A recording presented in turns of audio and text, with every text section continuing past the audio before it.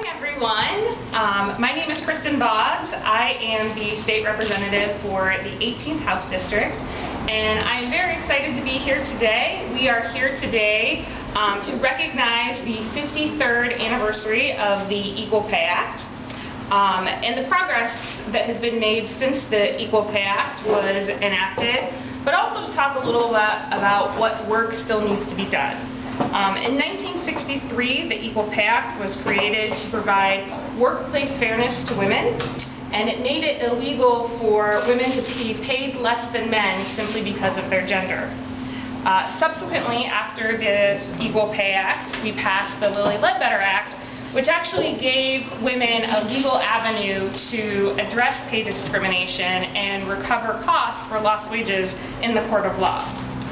But despite the progress we've made with these legislative initiatives, I'm sure everyone here today recognizes that there is still much work that needs to be done. Women in Ohio still only make 78 cents on the dollar for the same work performed by men, and this isn't chump change. The Wage Project estimates that this pay disparity costs U.S. women between $700,000 and $2 million over the course of their life's work. So this is not just a women's issue. This is an economic issue for the entire country.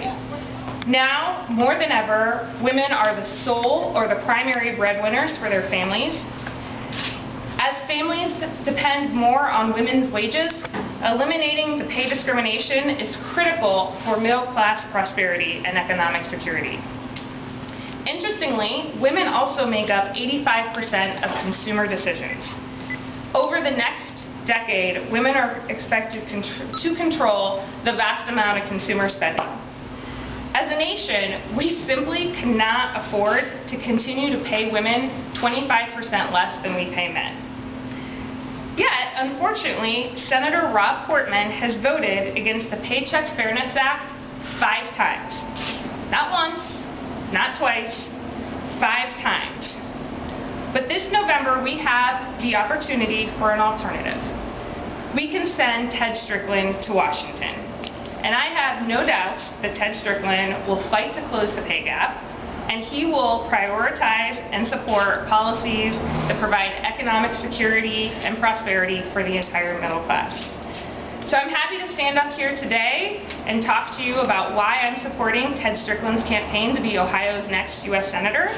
And at this time, I'd like to turn it over to the Executive Director of ProgressOhio, who's going to also speak to this point, Theis.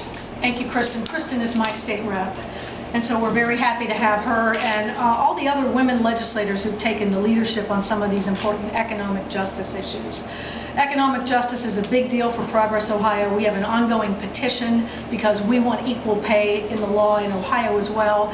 And I'm stunned that it's been more than a half a century since we passed the Equal Pay Act, and we still have so much progress that needs to be done.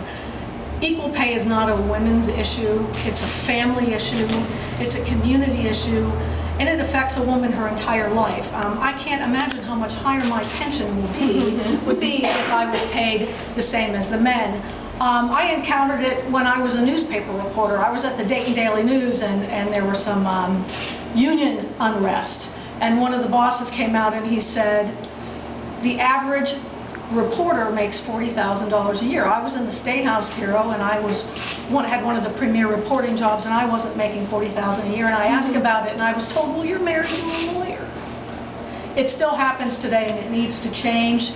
And I would like to use this anniversary to promise to all the communities and all the families in Ohio that we're going to push this even harder than we pushed it before, because the politicians in Washington and the politicians in Columbus aren't listening to the mostly women legislators who are taking the leadership issue on this.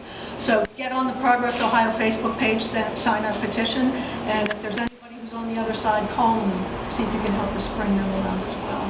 Thank you.